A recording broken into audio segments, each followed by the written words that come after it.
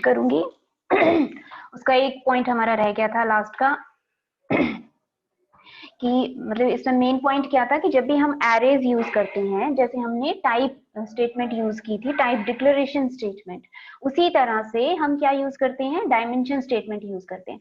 ये जो दोनों स्टेटमेंट्स है आपकी, डायमेंशन स्टेटमेंट और टाइप डिक्लेरेशन स्टेटमेंट, इन दोनों का नेचर क्या है, बिल्कुल सेम है और पर्पस भी आपका बिल्कुल सेम है। हमने जब टाइप डिक्लेरेशन स्टेटमेंट किया था उसमें हमने क्या क्या चीजें बताई थी, एक तो हमने ये बताया था कि जो हमारा एरे है उसके अंदर जो भी आपका डाटा स्टोर होने वाला है उस डाटा का नेचर कैसा है, मतलब टाइप क्या है, इंटीजर टाइप का है, रियल टाइप का है, या फिर कैरेक्टर टाइप का है, या लॉजिकल नेचर का है। एक तो हम ये चीज वहां पे डिफाइन करते हैं और दूसरी चीज वहां पे क्या बताते हैं, उसका लिमिट भी बताते हैं कि भाई जो आप आर्ग्यूमेंट ले रहे हो, जो सब्सक्रिप्टेड वेरिएबल हम लेते हैं ब्रैकेट में, उस सब्सक्रिप्टेड वेरिएबल की मैक्सिमम वैल्यू क्या हो सकती है। ये दो चीजें हम उसकी हेल्प से बता रहे थे और वही हम काम किसकी हेल्प से कर रहे हैं, आपका डायमेंशन स्टेटमेंट की हेल्प से भी हम वही काम कर रहे हैं। हमने कहा था कि जब हम एरेज यूज करते हैं तो हम क्या लेते हैं, डायमेंशन स्टेटमेंट आपकी रिक्वायर्ड होती है वहां पे। ठीक है, डायमेंशन का सिंपल मतलब, डायमेंशन सिंपल मतलब से भी आप समझ सकते हैं कि जैसे आपके पास जो डाटा होता है वो डाटा आपका, ये पॉसिबिलिटी है कि वन डायमेंशनल डाटा हो आपका, एक लाइन में स्टोर होना हो, या फिर एक रो में या एक कॉलम में स्टोर होना हो, या फिर नंबर ऑफ कॉलम्स में भी हमारा डाटा स्टोर हो सकता है। तो वो डाटा आपका 2 डायमेंशनल भी हो सकता है, 3 डायमेंशनल भी हो सकता है। आपके पास आप जो भी एरे लेंगे उस एरे का एक वेरिएबल भी हो सकता है, 2 वेरिएबल भी हो सकते हैं और 3 वेरिएबल भी हो सकते हैं। तो उस सिचुएशन में हम क्या यूज करते हैं, आपकी डायमेंशन स्टेटमेंट वहां पे यूज करते हैं। आप टाइप डिक्लेरेशन की हेल्प से भी यही काम कर सकते हो, सेम काम, और डायमेंशन स्टेटमेंट की हेल्प से भी आप वही काम कर सकते हैं। डायमेंशन में हम टाइप नहीं बताते, दोनों में डिफरेंस क्या है कि डायमेंशन में हम टाइप नहीं बताएंगे कि वो इंटीजर नेचर का है या रियल नेचर का है या लॉजिकल नेचर का है। अदरवाइज आप जो भी आपकी लिमिट होती है आर्ग्यूमेंट की, आपका 1 डायमेंशनल की लिमिट या 2 डायमेंशनल की या 3 डायमेंशनल की, वो आप डायमेंशन स्टेटमेंट की हेल्प से बता सकते हो। ठीक है, और इसका काम क्या होता है, सेम पर्पस होता है इसका, asking the compiler to reserve required amount of storage for arrays, कि कितना आप डाटा उसके अंदर स्टोर करने वाले हो, वो मैक्सिमम लिमिट आप बताते हो डायमेंशन स्टेटमेंट की हेल्प से। जनरल जो फॉर्म था ये हमने बता दिया था आपको कि यहाँ हम क्या लिखते हैं, डायमेंशन लिखते हैं। जहाँ टाइप डिक्लेरेशन में आप टाइप लिखते हो ना, उस टाइप की जगह पे यहाँ पे आप क्या लिखेंगे, डायमेंशन लिखेंगे।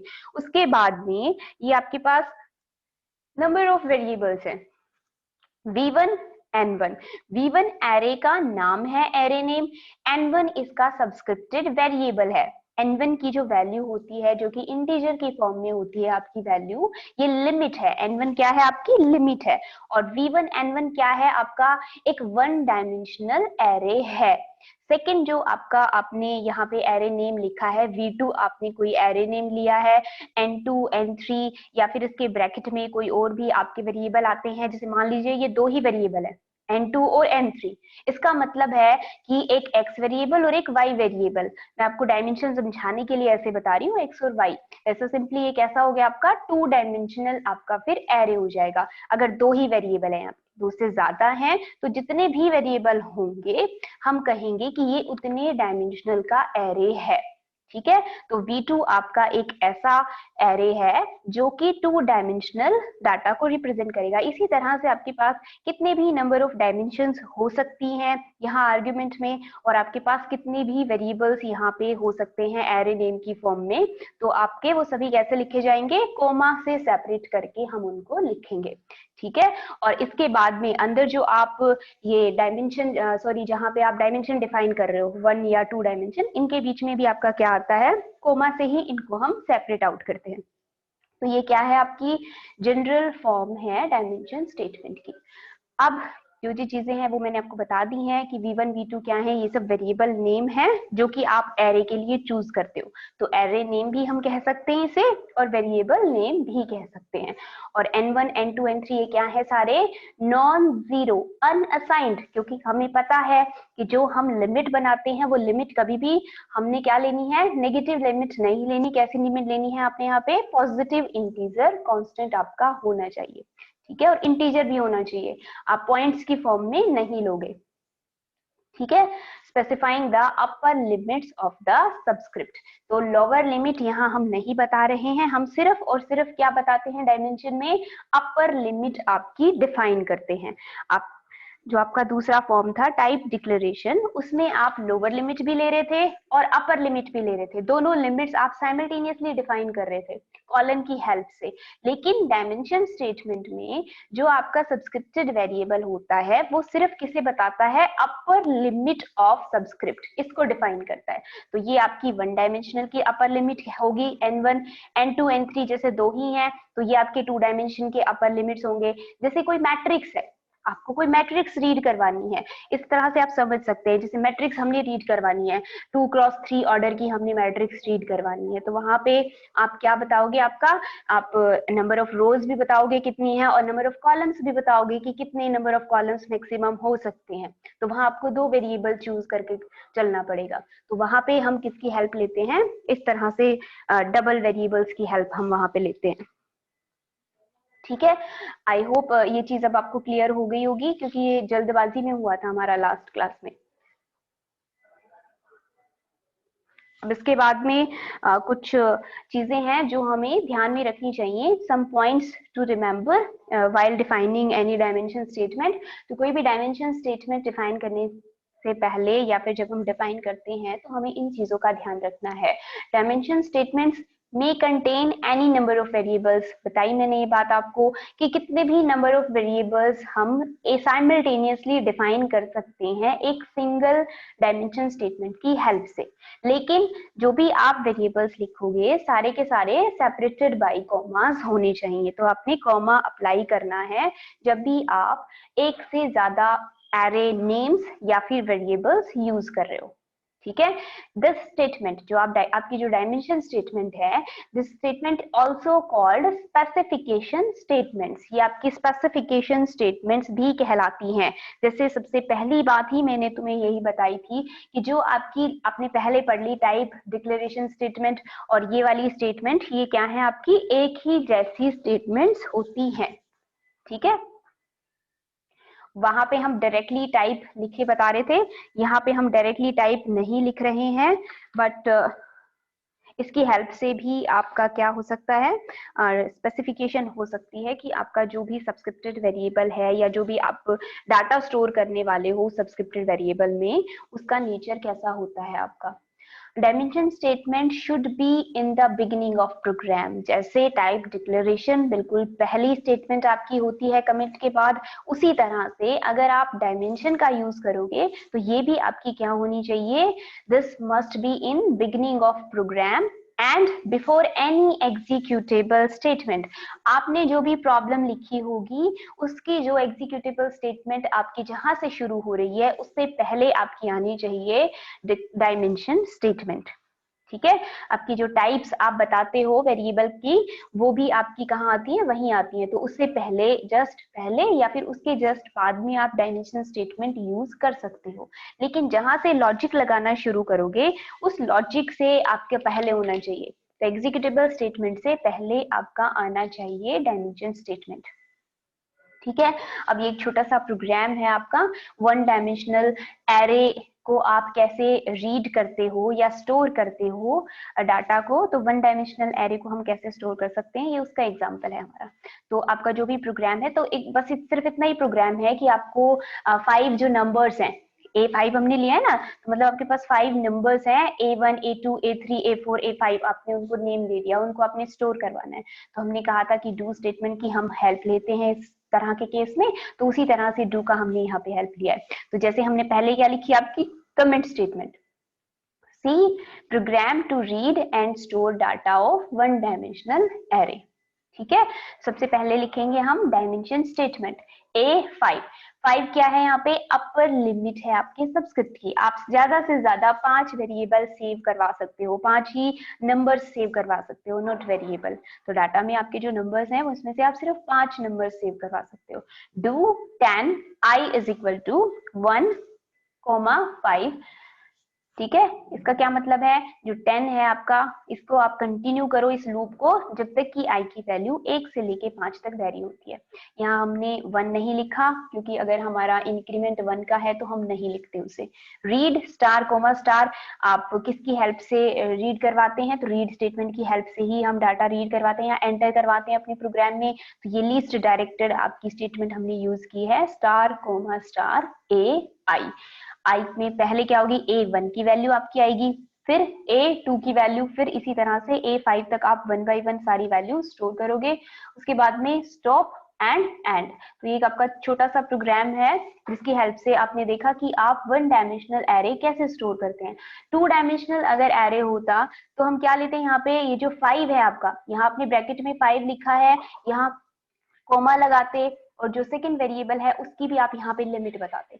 इसके बाद में आपको कुछ प्रॉब्लम्स करवाऊंगी तो वहां पे आपको ये क्लियर हो जाएगा कि आप कैसे यूज करते हैं इन चीजों को। तो मीनिंग क्लियर करवाने के लिए मैं आपको कुछ नंबर ऑफ मैंने आपके प्रोग्राम्स लिखे हैं, नोट डाउन किए हैं, उनको मैं करवाऊंगी इसके बाद, क्लास के बाद आपका। ठीक है, तो ये आपका पोर्शन रह गया था, एक एग्जाम्पल इसका, और ये बताना कि टाइप डिक्लेरेशन और डायमेंशन दोनों सेम स्टेटमेंट है आपकी। मेनली आपकी पहले डायमेंशन स्टेटमेंट ही यूज की जाती थी, लेकिन जो काम डायमेंशन स्टेटमेंट करती है वो हम टाइप डिक्लेरेशन स्टेटमेंट की हेल्प से भी कर सकते हैं एरेज में। ठीक है, तो ये जो हमने किया अभी, is it clear?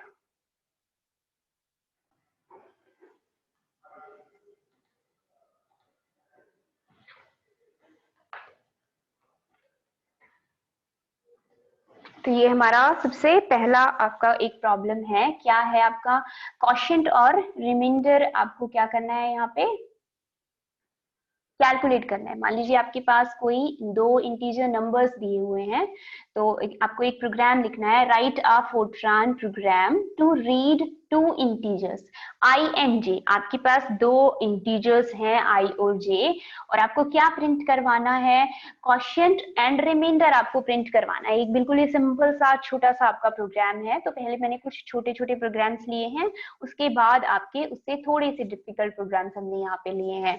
when I is divided by j, तो i को आपको पहले एंटर कर, i बड़ा होगा आपका और j क्या होगा, छोटा होगा, ताकि आप उसको डिवाइड कर सके। ये आपकी खुद की अंडरस्टैंडिंग वाली बात है। तो इस तरह से आपको पहले से जब आपको कोई भी प्रॉब्लम मिलती है तो जो बेसिक अंडरस्टैंडिंग होनी चाहिए वो आपको पहले से होनी चाहिए। ठीक है, तो हम कहाँ से सी हमने शुरू किया। सी क्या है आपका, कमेंट स्टेटमेंट का लेबल। तो सी हमने लिखा आपका, फिर बीच में स्पेस छोड़ा क्योंकि 6 जो आपके कॉलम होते हैं वो क्या होते हैं, इसके बाद ब्लैंक होते हैं। 7th कॉलम से हम फिर लिखना शुरू करेंगे, program to find quotient and remainder. ये हमारी हेडिंग हो गई। इंटीजर, यहाँ पे हमने जो आपका क्वोशिएंट और रिमाइंडर आएगा उसको किससे लिख रहे हैं, Q और R से हम उनको रिप्रेजेंट कर रहे हैं। ठीक है, तो हमने कह दिया कि भाई ये जो वैल्यू आएंगी ये कैसी होंगी, Q और R आपकी इंटीजर टाइप की होंगी। ठीक, आप i और j को भी यहाँ पे डिफाइन कर सकते हो कि वो इंटीजर टाइप की हैं, लेकिन i और j आपको खुद ही फीड करवाने हैं। तो आप खुद उनको कैसा फीड करवाओगे, इंटीजर ही आपको उनको फीड करवाना है। इंटीजर के अलावा आप उन्हें कुछ और फीड नहीं करवाओगे। ठीक है, क्योंकि जब हम एंटर करते हैं तो i और j हमें खुद से एंटर करना है, और जो भी आपका रिमाइंडर और क्वोशिएंट आएगा वो मान लीजिए अगर गलती से पॉइंट में भी आता है तो आपको रिजल्ट किस में मिलेगा, सिर्फ और सिर्फ इंटीजर, क्योंकि आपने वहां पे टाइप डिफाइन कर दिया है कि Q और R आपके जो वेरिएबल हैं इनका जो टाइप है वो कैसा होना चाहिए, इंटीजर टाइप होना चाहिए। ठीक है, तो हमने सबसे पहले टाइप डिफाइन की। तो जो भी आपके वेरिएबल्स यूज हो रहे होंगे, जो भी आप वेरिएबल नेम चूज करोगे अपने प्रोग्राम में, सबसे पहले उनकी आप टाइप बताते हो, इंटीजर है, रियल है, कैरेक्टर है, ये बताते हैं। उसके बाद हमारी स्टेटमेंट शुरू हो रही है जो आपने एंटर करवाना है। अब इसके बाद में मैं क्या लिखवाना चाह रही हूँ, मैंने राइट स्टेटमेंट की हेल्प ली, राइट स्टार कॉमा स्टार, ऊपर कॉट लगाया, अपर कोट जो होता है single quote, I is divided by J. मैं चाहती हूँ कि जब मेरा प्रोग्राम एग्जीक्यूट हो उसमें सबसे पहले, जैसे यहाँ देखिए इसकी मैंने सैंपल कुछ प्रोग्राम्स है उनकी मैंने आउटपुट भी आपकी साथ साथ लिख दी है कि ऐसी आपकी आउटपुट आती है। तो जो आपका जब कंपाइल हो जाता है, एग्जीक्यूट हो जाता है, उसके बाद में आपका जो स्क्रीन आपको दिखता है, स्क्रीन पे सबसे पहले क्या दिखेगा आपको, आई इज डिवाइडेड बाई जे। ठीक है। सेकंड भी हमारी राइट स्टेटमेंट है, स्टार कोमा स्टार, फिर मैंने ये अपर कॉट लगाया। आप यहाँ पे टाइप आई एन जे भी लिख सकते हो, एंटर आई एन जे भी लिख सकते हो। ठीक है। तो वही चीज आपकी यहाँ पे प्रिंट होके आएगी। तो ये मैं ऑब्लिक में जो मैंने लिखा है ये मैं आपका यहाँ पे लिखना भूल गई हूँ, बट ये आपका यहाँ पे आना चाहिए क्योंकि मैंने वहां ऑब्लिक में आपका लिखा है। ठीक है। तो सेकंड क्या आपका आएगा, टाइप आई एंड जे। ठीक। तो आई और जे आपको क्या करवाना है, टाइप करवाना है। ये बुक में शायद ऐसे था टाइप आई कोमा जे, इस वजह से ही मैंने गलत लिख दिया आपका। तो यहाँ क्या आना चाहिए था, type oblique enter I and J. तो एंटर करो आई और जे की वैल्यू। एंटर किसकी हेल्प से करवाते हैं हम, रीड स्टेटमेंट की हेल्प से एंटर करवाते हैं। Read star comma two. Two क्या है आपका, फॉर्मेट स्टेटमेंट का लेबल। यहाँ मैं लीस्ट डायरेक्टेड इनपुट स्टेटमेंट नहीं यूज कर रही हूँ, कौन सी यूज कर रही हूँ, फॉर्मेट के साथ यूज कर रही हूँ। तो मेरे को फॉर्मेट का यहाँ पे क्या देना पड़ेगा, लेबल नंबर देना पड़ेगा। ठीक है। उसके बाद मैंने क्या लिखा, आई और जे को मैंने रीड करवाना है। कैसे रीड करवाना है, टू लिखा हमने यहाँ पे, इसके जस्ट बाद आती है हमारी फॉर्मेट स्टेटमेंट। तो यहाँ टू लिखा हमने, आगे क्या लिखा, format bracket two I five. I क्या होता है, इंटीजर के लिए यूज करते हैं हम, और 5 डिजिट का नंबर आप ले सकते हो। ठीक है। और 2 टाइम्स, 2 का मतलब है 2 बार आपकी वैल्यू रिपीट होगी, और कैसी वैल्यू होगी, इंटीजर टाइप की वैल्यू होगी। तो आई और जे की जो भी वैल्यू आपकी आएगी वो कैसी आएंगी, आपकी इंटीजर टाइप की वैल्यू आएंगी। ठीक है। फॉर्मेट आपने यहाँ पे बता दिया, फॉर्मेट नहीं भी बताते ये तो भी, क्योंकि यहाँ देखिए फॉर्मेट के साथ आपने एक्सप्लेन कर दिया कि आई है, इस वजह से यहाँ पे नहीं लिखा तो कोई फर्क नहीं पड़ा। ठीक है। यहाँ आप नहीं फॉर्मेट के साथ देना चाहते थे तो आप पहले डिफाइन कर दोगे कि आई और जे भी कैसे हैं, इंटीजर टाइप के ही हैं। तो आप जहां यहाँ एंटर करोगे, एंटर करने की जब बारी आएगी आप पॉइंट लगा भी दोगे तो पॉइंट से पहले जो लिखा होगा वो सिर्फ उसे ही रीड करेगा, पॉइंट के बाद को रीड नहीं करेगा कंपाइलर। फिर क्या लिखा हमने, Q, क्वेश्चन निकाला है हमने, Q is equal to I divided by J. ठीक है। आई को जे से क्या कर दो, डिवाइड कर दो, और जो भी चीज बचती है वो क्या हो जाएगी, हमारी क्वोशिएंट हो जाएगी उसको डिवाइड करने के बाद। उसके बाद में रिमाइंडर, ये आपका रिमाइंडर आपने निकाल दिया यहीं से, इस फॉर्मूले से ही निकाल दिया। क्यू को किससे मल्टीप्लाई कर दिया, जे से मल्टीप्लाई कर दिया, और जो नंबर है उसमें से क्या कर दिया, सब्सट्रैक्ट कर दिया। तो जो भी रिमेनिंग रह जाता है वो क्या रहता है, हमारा रिमाइंडर रहता है। तो R is equal to I minus Q star J. ठीक है। अब दोनों वैल्यूज आपकी निकल चुकी हैं। अब क्या करवाना है, आपने उनको टाइप करवाना है, प्रिंट करवाना है। तो हम फिर किसकी हेल्प लेंगे, राइट स्टेटमेंट की हेल्प लेंगे। Write star comma 3 Q comma R. आपको क्यू की वैल्यू भी चाहिए और आर की वैल्यू भी चाहिए, और 3 आपने क्या दिया है, फॉर्मेट स्टेटमेंट का लेबल दिया है। फॉर्मेट में आप बताओगे कि आप किस तरह से वैल्यू प्रिंट करवाना चाहते हो। 3 लिखा, उसके आगे आपने फॉर्मेट लिखा, फिर क्या लगाया, ब्रैकेट शुरू किया, 1x। 1x का मतलब क्या है, एक कॉलम ब्लैंक छोड़ो। तो यहाँ पे आपका फर्स्ट कॉलम क्या हो जाएगा, ब्लैंक रह जाएगा। फिर कॉमा लगेगा, फिर upper quote quotient is equal to, और फिर कोट ने बंद कर दिया।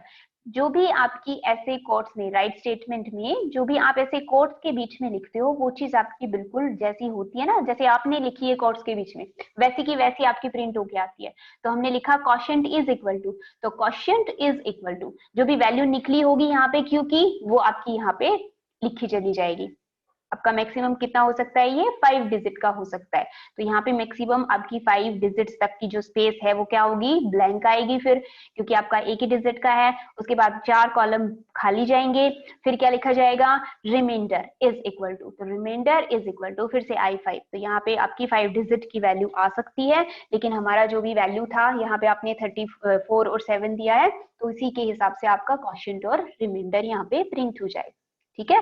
उसके बाद भी ये आपकी बाय डिफॉल्ट लिखी आती है, स्टॉप प्रोग्राम टर्मिनेटेड, क्योंकि यहाँ पे आपने स्टॉप कर दिया और फिर एंड कर दिया। ठीक है। ताकि हमें ये पता चले, ये इसलिए आती है ताकि आपको पता चले कि जो आप निकालना चाहते थे अपने प्रोग्राम में वो आपका पर्पस कंप्लीट हो चुका है। ठीक है। तो ये एक छोटा सा सिंपल एग्जाम्पल था। इसके बाद में हम नेक्स्ट एग्जाम्पल देखते हैं। ठीक है, तो यहाँ पे हमारे पास दो प्रॉब्लम्स हैं हमारी। इसमें जो फर्स्ट प्रॉब्लम है, देखिए इसमें आप फिजिक्स में पढ़ते हैं ना, van der Waals constants. Real gas के लिए हम क्या निकालते हैं? वेन डेर वाल्स कांस्टेंट निकालते हैं। टीसी, पीसी और वीसी, इनके कुछ फॉर्मूले होते हैं आपके। ए और बी जो आपके कांस्टेंट्स होते हैं, इनकी फॉर्म में आपके इनकी वैल्यू होती है।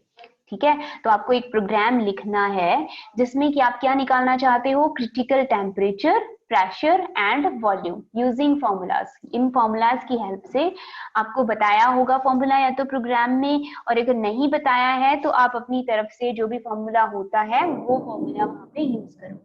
ठीक है, यहाँ पे क्या लिखा, यहाँ पे आपको एक और बात बता दी है कि भाई फॉर्मूले में ये जो आर है, कैपिटल आर, ये एक कांस्टेंट है, यूनिवर्सल गैस कांस्टेंट है। हम फिजिक्स के स्टूडेंट है इसलिए हमें पता है कि भाई ये आर क्या होता है, यूनिवर्सल गैस कांस्टेंट होता है और इसकी एक कांस्टेंट वैल्यू होती है। बट फोर्ट्रान में ये चीज आपको बताई हुई होगी कि भाई ये इसकी वैल्यू होती है। तो आर की जो वैल्यू है वो आपको एज अ कांस्टेंट डिफाइन करनी होगी अपने प्रोग्राम में।